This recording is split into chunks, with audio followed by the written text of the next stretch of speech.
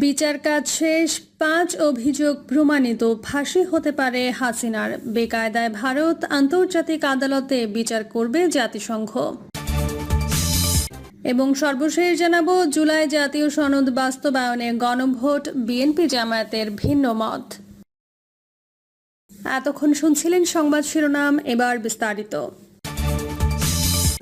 বিচার কাজ শেষ, 5 অভিযোগ প্রমাণিত, ফাঁসি হতে পারে হাসিনার। বেকায়দায় ভারত, আন্তর্জাতিক আদালতে বিচার করবে জাতিসংঘ।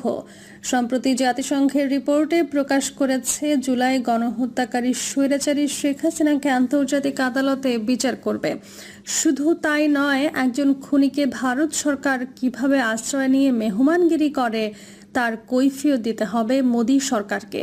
জাতিসংঘের রিপোর্টে আরও বলা হয়েছে, হাসিনাকে যদি নয়াদিল্লি বাংলাদেশের হাতে তুলে না দেয়, তাহলে ভারতের বিরুদ্ধে আন্তর্জাতিক মহলে ব্যবস্থা নেওয়া হবে। তাই এই মুহূর্তে ভারতের উচিত বাংলাদেশের পলাতক স্বৈরাচারী খুনি হাসিনাকে বিচারের জন্য ঢাকার হাতে তুলে দেওয়া। অন্যথায় হাসিনা সহ ভারতকে আন্তর্জাতিক আদালতের মুখোমুখি হতে হবে। রিপোর্টে বলা হয়, রক্ত চুষার মতো দেশটাকে বিগত 16 বছর চুষে খেয়েছে। জুলাইয়ের গণঅভ্যুত্থানে শত শত লাশের ওপর দাঁড়িয়ে ক্ষমতায় থাকতে চেয়েছিলেন স্বৈরাচারী হাসিনা, কিন্তু হাসিনা তার সাম্রাজ্য টিকিয়ে রাখতে পারেনি। লেজ গুটিয়ে পালিয়ে যান হাসিনা সহ তার সাঙ্গপাঙ্গরা। ভারত যেন হাসিনার শ্বশুরবাড়ি, এই জন্য গত 16 বছর ভারত যা চেয়েছে তাই দিয়ে গেছে হাসিনা। কিন্তু এখন মোদী সরকার হাসিনার থেকে মুখ ফিরিয়ে নিতে শুরু করেছে। একদিকে ট্রাম্পের শুল্ক নীতি, অন্যদিকে পাকিস্তানের সাথে যুদ্ধের আশঙ্কা। সবটা মিলিয়ে ভারত যেন চাপের মুখে আছে। তাই হাসিনাকে নিয়ে মোদী সরকার আর কোনো চাপ নিতে চায় না। মোদী সরকার চায় ভারতে থাকা সকল আওয়ামী লীগ নেতাকর্মীকে বাংলাদেশের হাতে তুলে দিতে। এই জন্য হাসিনা সহ ভারতে থাকা সকল আওয়ামী লীগ কর্মী আতঙ্কের মধ্যে আছে। এত কিছুর পরও হাসিনার দিমাগ যেন কমছে না। বারবার ভারত থেকে দেশ বিরোধী ষড়যন্ত্র করে যাচ্ছে। এমনকি জুলাই গণহত্যার জন্য তার বিন্দুমাত্র অনুশোচনা নেই। উল্টো জুলাই হত্যাকাণ্ড নিজেদের নয়, জাতির ভুল বোঝার অপেক্ষায় গণহত্যাকারী আওয়ামী লীগ।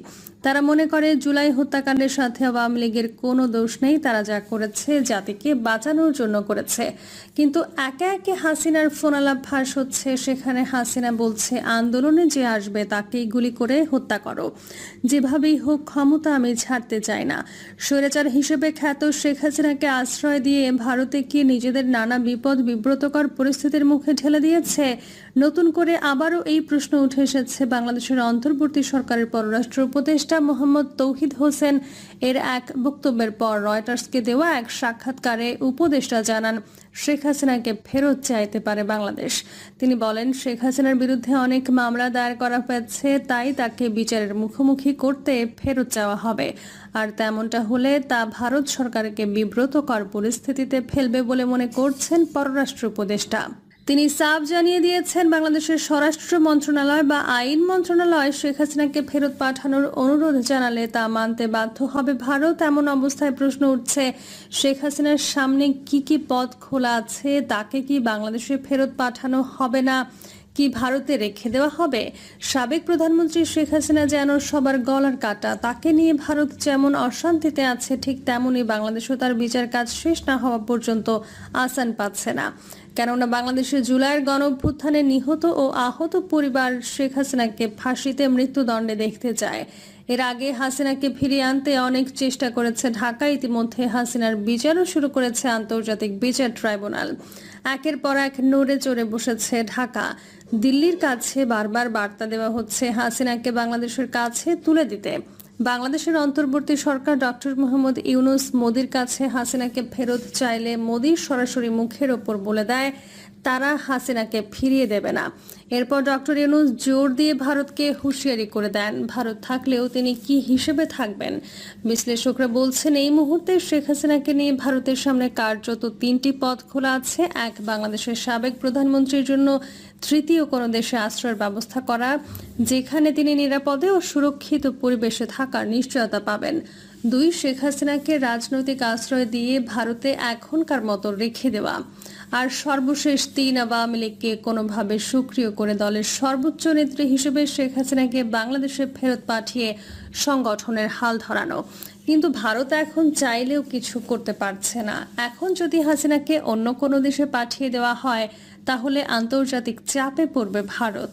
কারণ বাংলাদেশ থেকে বারবার নয়াদিল্লিতে হাসিনাকে ফেরতের বার্তা দেওয়া হয়েছে, সেখানে অন্য দেশে পাঠালে মোদিকে অনেক দেশের দোষারোপের সম্মুখীন হওয়া লাগতে পারে। জুলাই জাতীয় সনদ বাস্তবায়নে গণভোট, বিএনপি জামায়াতের ভিন্ন মত। জুলাই জাতীয় সনদ বাস্তবায়নের ক্ষেত্রে রাজনৈতিক দলগুলোর দেওয়া নোট অব ডিসেন্ট বা ভিন্ন মতের অংশগুলো গুরুত্বের সঙ্গে বিবেচনা করতে হবে বলে জানিয়েছেন জাতীয় ঐক্যমত্য কমিশনের সহ সভাপতি অধ্যাপক আলী রিয়াজ। এদিকে আগামী নভেম্বর মাসের সনদের বাস্তবায়নে ভোট চায় বাংলাদেশ জামায়াতে ইসলামী। যদিও বিএনপি ফেব্রুয়ারিতে জাতীয় নির্বাচনের সঙ্গে গণভোট চায়, সব মিলিয়ে আগামী শুক্রবারের মধ্যে জুলাই সনদ সরকারের কাছে হস্তান্তর করতে চায় কমিশন। বুধবার বিকাল ৩টায় রাজনৈতিক দলগুলোর সঙ্গে জুলাই সনদ বাস্তবায়ন নিয়ে কমিশনের পঞ্চমবারের মতো বৈঠকে বসে ঐক্যমত্য কমিশন। বৈঠকের সূচনা বক্তব্যে তিনি বলেন, সব দল এককভাবে সম্মতি না দিলেও জনগণের চূড়ান্ত মত নেওয়ার সময় এসব আপত্তির বিষয়গুলো স্পষ্টভাবে জানাতে হবে। তিনি বলেন, জুলাই জাতীয় সনদে যে বিষয়গুলো আছে সেখানে যেহেতু কিছু নোট অব ডিসেন্ট আছে, সেটাকে আমাদের বিবেচনায় নিতে হবে।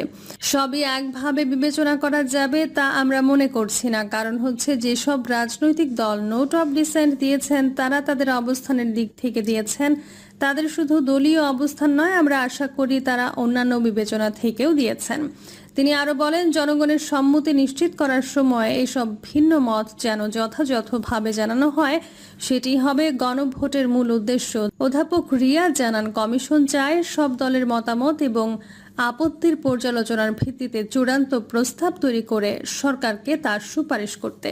তিনি জানান, জুলাই সনদ বাস্তবায়নে গণভোটের বিষয়ে ইতোমধ্যে রাজনৈতিক দলগুলোর মধ্যে মৌলিক ঐকমত্য তৈরি হয়েছে এবং কমিশন এখন চূড়ান্ত কাঠামো নির্ধারণে কাজ করছে।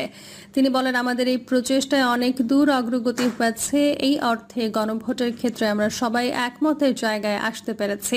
অধ্যাপক রিয়াজ আরও জানান, 10 অক্টোবরের মধ্যে সরকারের কাছে কমিশনের চূড়ান্ত সুপারিশ জমা দেওয়া হবে এবং 15 থেকে 16 অক্টোবরের মধ্যে জুলাই জাতীয় সনদের রাজনৈতিক দলগুলোর স্বাক্ষরের আনুষ্ঠানিকতা সম্পন্ন করার লক্ষ্য রয়েছে।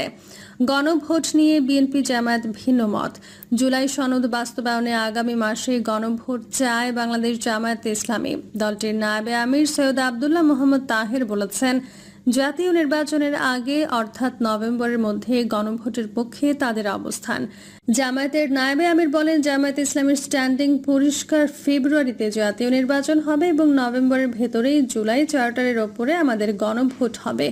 দেশ অত্যন্ত স্থিরতা, দৃঢ়তা, স্থিতিশীলতার মধ্য দিয়ে 54 বছরের ভেতর সবচেয়ে বেশি জন অংশগ্রহণমূলক আনন্দ উৎসবের নির্বাচনে যাবে। জুলাই সনদ বাস্তবায়নে গণভোট প্রশ্নে জাতীয় ঐক্যমত্য কমিশনের রাজনৈতিক দলগুলোর মধ্যে মতৈক্য হলেও তা কবে হবে তা নিয়ে মতভেদ কাটেনি। বিএনপি ফেব্রুয়ারিতে সংসদ নির্বাচনের সঙ্গে গণভোটের রাজি হলেও তাতে আপত্তি রয়েছে জামায়াতের। সৈয়দ আব্দুল্লাহ তাহের বলেন, এখন আমরা সবাই একমত হয়েছি যে গণভোটের মাধ্যমে জুলাই চার্টার অ্যাকসেপ্টেড হবে। অনেকে বলেছেন গণভোট এবং জাতীয় নির্বাচন একসঙ্গে হবে। আমরা বলেছি না, গণভোট একটি আলাদা বিষয়, জাতীয় নির্বাচন একটি আলাদা বিষয়। গণভোট ও সংসদ নির্বাচন একসঙ্গে হলে তা জটিলতা তৈরি করবে বলে মন্তব্য করে তিনি বলেন, দুটি ইলেকশন একসঙ্গে হওয়ার একটা ভালো দিক আছে, কিন্তু মন্দ দিক আছে অনেক বেশি। আপার হাউসের মতো কিছু ইস্যু আছে যা আগামী নির্বাচনের অংশ হবে। যদি একই দিন করেন তাহলে জনগণ গ্রহণ করবে কি করবে না, এটা আনডিসাইডেড রয়ে গেল। ঢাকা ও জাহাঙ্গীরনগর বিশ্ববিদ্যালয়ের সাম্প্রতিক ছাত্র সংসদ নির্বাচনের উদাহরণ টেনে সৈয়দ আব্দুল্লাহ তাহের বলেন, ঢাকা বিশ্ববিদ্যালয়ে রাত 3টা থেকে 4টা পর্যন্ত আমাদের টেনশনে ঘুম আসে নাই। জাহাঙ্গীরনগর নির্বাচনে 48 ঘন্টা পরে রায় দিয়েছে, তাহলে দুটি নির্বাচন আমাদের এরকম একটি আশঙ্কা দেয়। ইলেকশন যদি প্রশ্নবোধক হয় তাহলে আপনার গণভোটের চার্টারও প্রশ্নবোধক হয়ে যাবে, সতর্ক করেন তিনি। নির্বাচন কমিশনের কি আলাদাভাবে দুটি নির্বাচন করার আর্থিক সক্ষমতা আছে কিনা এই প্রশ্নে জামায়াতের এই নেতা বলেন, জাতীয় নির্বাচনের জন্য সব প্রস্তুতি আমাদের নিতে হবে। এটা আমি মনে করি মোটেই খুব বড় খরচ নয়, বরং জাতিকে স্থিতিশীলতার দিকে নিয়ে যাবে। বিএনপির ভিন্ন অবস্থান নিয়ে সৈয়দ তাহের বলেন, মূলত একটি দলে কিছুটা নোট অব ডিসেন্ট দিয়েছে বিএনপি। তারা মানুষকে বলছে সংস্কার মানে, কিন্তু আবার অফিসিয়ালি নোট অব ডিসেন্ট দিচ্ছে। তাহলে জাতিকে পরিষ্কার করার জন্য তাদের বলতে হবে মানে কিনা। নোট অব ডিসেন্টকে অতটা গুরুত্বপূর্ণ বলেও মনে করেন না তিনি। প্রিয় দর্শক, এই ছিল এখনকার সর্বশেষ সংবাদ। আপডেট সব সংবাদ পেতে চ্যানেলটি সাবস্ক্রাইব করে বেল আইকনটি ক্লিক করে রাখুন।